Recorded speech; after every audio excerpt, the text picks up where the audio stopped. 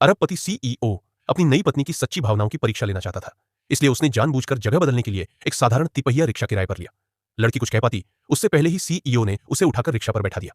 मंजिल पर पहुंचकर सीईओ ने कहा कि उसकी कंपनी दिवालिया हो गई है और अब उन्हें इसी पुराने घर में रहना होगा। लड़की ने समझा कि सीईओ ने उससे शादी करने के लिए अपना महल बेच दिया। असल में वे दोनों हाई स्कूल में सहपाठी थे। लड़की कई सालों से उससे प्यार करती थी, लेकिन यह जानते हुए कि वह अमीर घराने का है और वह एक साधारण परिवार से, इस सामाजिक दूरी ने उसे अपने प्यार का इजहार करने से रोक दिया। वह बस दूर से ही उसे पसंद करती रही। कई साल बाद एक इत्तेफाक से दोनों की फिर मुलाकात हुई।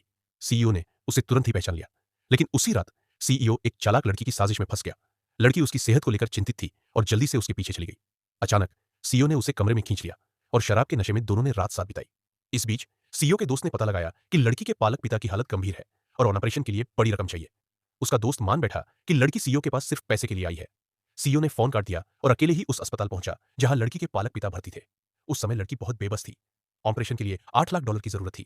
उसने अपने तमाम दोस्तों को कॉल किए, लेकिन पूरा पैसा नहीं जुटा सकी। हारकर वह जमीन पर बैठ गई और चुपचाप रोने लगी। तभी सीईओ उसके सामने आ गया। उसने लड़की को शादी का प्रस्ताव दिया और कहा कि अगर वह उससे शादी करे तो वह उसके पालक पिता का इलाज करवा देगा। भीतर गहरे संघर्ष के बाद लड़की ने हामी भर दी। जब लड़की सीईओ के साथ उस पुराने घर में पहुंची तो सीईओ सोच रहा था कि वह इस घर को देखकर नाखुश होगी, लेकिन लड़की को बेहद अपराध बोध हुआ। उसे लगा कि उसके पिता के इलाज के खर्च की वजह से सीईओ को छोटे घर में रहना पड़ा। उसने ठान लिया कि वह मेहनत करके पैसा कमाएगी और अपने पति को लौटाएगी। सीईओ ये देखकर हैरान था कि लड़की ने उसकी कथित गरीबी को तुच्छ नहीं समझा, लेकिन उसे लगा कि वह बस दिखावा कर रही है। जब तक कि उसने लड़की की डिजाइन वाली डायरी खोली और उसमें अपना ही बनाया हुआ चित्र देखा, तब सीईओ को अपनी पत्नी की असली भावनाएं समझ में आई।